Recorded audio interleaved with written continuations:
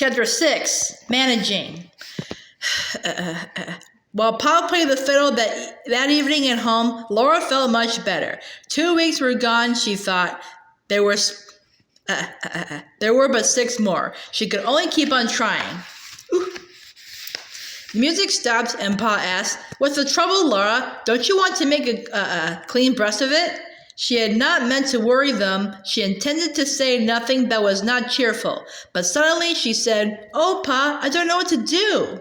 She told them all about that miserable week at school. What can I do?" she asked. "I must do something. I can't fail. But I am failing. If only I were big enough to whip Clarence. That's what he needs, but I can't." "You might ask Mr. Brewster to," Carrie suggested. "He could make Clarence behave himself." "Oh, but Carrie," Laura protested, "how can I tell the school board that I can't manage the school? No, I can't do that." "There you have it, Laura," Pa said. "It's all in that word, manage. You might not get far with Clarence even if you were big enough to punish him as he deserves. Brute force can't do much. Everybody's born free, you know, like it says in the Declaration of Independence. You can lead a horse to water, but you can't make him drink, and good or bad, nobody but Clarence can ever boss Clarence. You better just manage." "Yes, I know, Pa," Laura said, "but how?" "Well, first of all, be patient. Try to see things his way, so far as you can. Better not try to make him do anything, because you can't. He doesn't sound to me like a really vicious boy." "No, he isn't," Laura agreed, "but I guess I just don't know how to manage him." "If I were you," Ma gently began, and Laura remembered that Ma had been a school teacher, "I'd give way to Clarence and not pay any attention to him. It's attention he wants, that's why he cuts up. Be pleasant and nice to him, but put all your attention on the others and straighten them out. Clarence will come around." "That's right, Laura. Listen to your Ma," said Pa.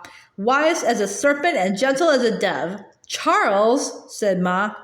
Pa took up his fiddle and began saucily playing to her. Can't you make a cherry pie, Billy boy, Billy boy? Can't you make a cherry pie, charming Billy?"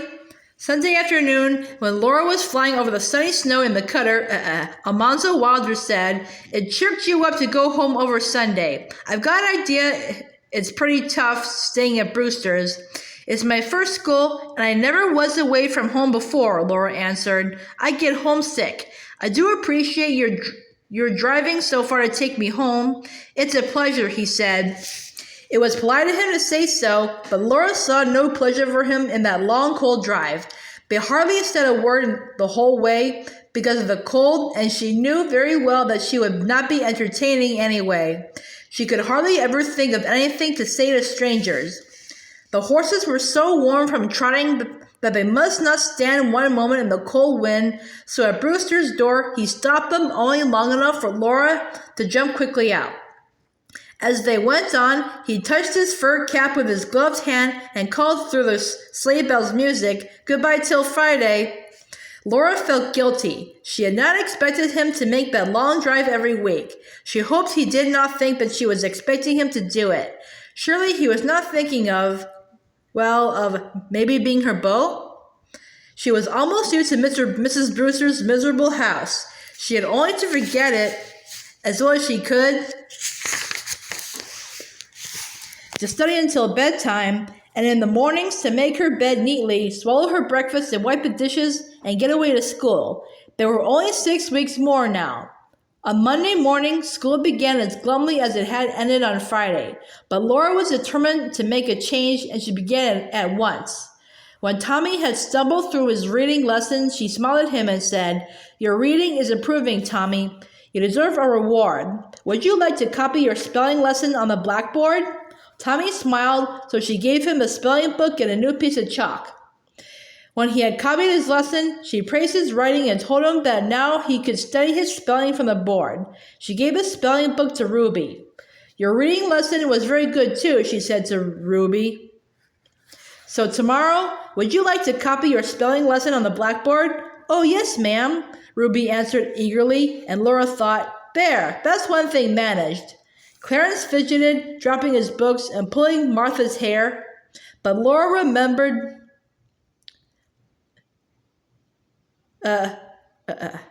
dropped his books and pulled Martha's hair, but Laura remembered Ma's advice and did not see him. Poor Martha did not know her grammar lesson at all. She was so hopelessly confused about complex and compound sentences that she had stopped trying to understand them. She answered only, I don't know. I think you must take this lesson over, Martha, Laura had to say, and then she had an inspiration and went on, I would like to go over it again myself.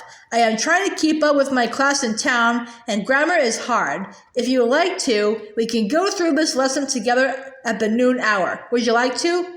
Yes, I would, Martha answered. So at noon, when they had eaten their dinners, Laura took up her grammar and said, Ready, Martha? Martha smiled back at her. Then Clarence asked, Is that why you study all the time to keep up with your class in town? Yes, I study at night, but I have to study here too, Laura answered, passing by him toward the blackboard. Clarence whistled, whoo, under his breath, but Laura paid no attention.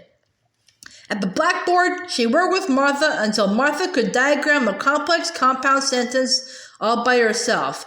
Martha said, I understand it now. After this, I won't dread the grammar recitation so much. So that was the trouble, Laura thought. Martha had dreaded grammar so much that she could not learn it.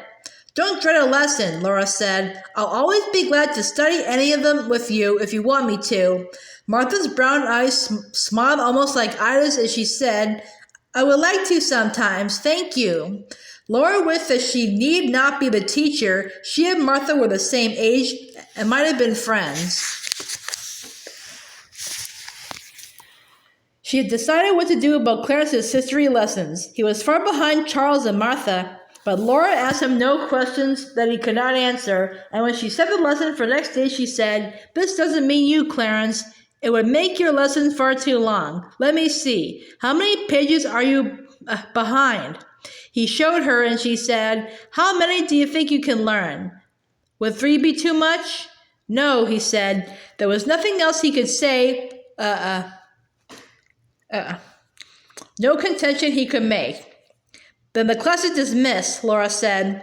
She wondered what Clarence would do. Pa's advice that Ma's was working well so far, but would it work with Clarence? She did not ask him many questions next day, but he seemed to know the 3 pages perfectly. Charles and Martha were now 9 pages ahead of him. Laura set them 7 pages more and said to Clarence, Would another 3 pages be too much? You may take that much if you like. I'll learn it, Clarence said, and this time he looked at Laura with a friendly smile. She was so surprised that she almost smiled back, but she said quickly, Make it short if it is too much. I'll learn it, Clarence repeated. Very well, Laura said. Class dismissed. She was becoming adjusted to the pattern of the days. A silent breakfast in the chill of early morning, a shivering walk to the cold school shanty, then the usual round of recitations, with recess and noon breaking it into 4 equal parts. Then the cold walk back to the Brewster's house for a cheerless supper, an evening of study and sleep on the narrow sofa. Mrs. Brewster was always sullen and silent. She seldom even quarreled at Mr. Brewster anymore. The week passed and Friday came again. When the history class came forward to recite, Clarence said, You may hear me recite as far as Martha and Charles. I've caught up with them. Laura was amazed. She exclaimed, But how could you, Clarence? If you can study at night, I can, Clarence said. Laura almost smiled at him again. She could have liked him so much if she had not been the teacher. The brown sparkles in his eyes were like the blue sparkles in Pa's, but she was the teacher. That is good, she said. Now you can all 3 go on together. With 4 o'clock came the music of sleigh bells, and Clarence loudly whispered, Teacher's bow. Laura's cheeks grew hot, but she said quietly, You may put away your books. School is dismissed. She dreaded that Clarence might shout again, but he did not. He was well on his way toward home with Tommy and Ruby when Laura shut the shanty door behind her and Almanzo tucked her again into the cutter.